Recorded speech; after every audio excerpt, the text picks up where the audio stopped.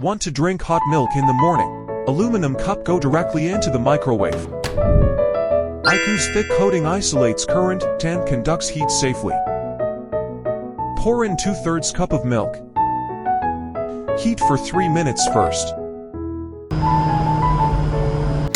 After heating, take it out and stir it. Heat for another 3 minutes.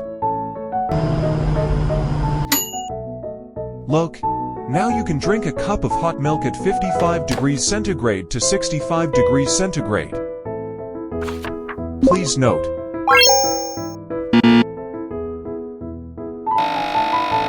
of course, you can also make it into a latte.